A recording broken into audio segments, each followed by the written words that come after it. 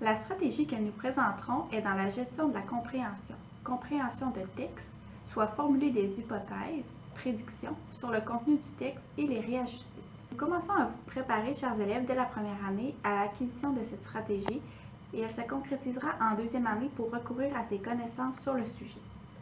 Cette stratégie nous permet, avec nos connaissances antérieures, de se faire une idée, une hypothèse du contenu de notre texte en utilisant les indices à notre portée. Avant de lire notre texte, nous avons survolé le texte afin d'anticiper le contenu. Les indices sont avant la lecture de regarder le titre et les images. À noter que si c'est un roman, on peut regarder la page couverture. Il est possible qu'on se trompe. Le but est de faire souvent des prédictions pour parvenir à avoir plus de facilité à analyser les indices. La ferme de Jean. Donc, dans ce texte-là, on va parler d'une ferme. Peut-être qu'on va parler du mode de vie des gens qui travaillent sur une ferme. On va peut-être en apprendre plus sur les bâtiments de la ferme, les animaux. Je vais continuer ma lecture pour en apprendre plus. Voici la ferme de Jean Derry. Jean cultive sa terre et élève des animaux. La ferme comprend des bâtiments, une étable, une grange et une laiterie.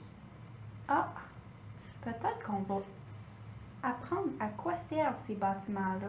Qu'est-ce qu'on fait dans une étable et qu'est-ce qu'on fait dans une grange. Elle comprend aussi un potager et des champs. Avec l'aide de ses voisins, Jean a construit les bâtiments en utilisant le bois coupé sur sa terre. L'étable. C'est dans l'étable que les animaux logent l'hiver. Donc, je me demande quels animaux on peut avoir dans une étable. Peut-être qu'il y aurait des moutons, des lapins, des chats. Moi, c'est ce que je pense. La famille Derry possède 3 vaches. 2 bœufs servent aux durs travaux des champs. Les Derry élèvent aussi quelques porcs. Chaque automne, Jean en tue 2 ou 3 pour faire des jambons, des saucisses et du boudin. Quelques moutons fournissent la laine que Marie et ses filles utilisent pour confectionner des vêtements chauds. Les poules donnent des œufs, ce qui permet de varier les menus quotidiens. Comme presque tous les Canadiens à l'époque des seigneuries, Jean est propriétaire d'un cheval. Ah! À quoi sert le cheval sur une ferme?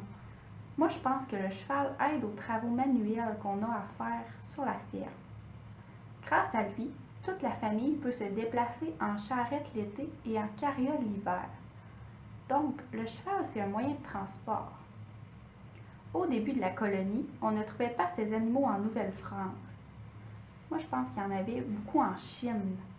Peu à peu, on les a fait venir de France par bateau.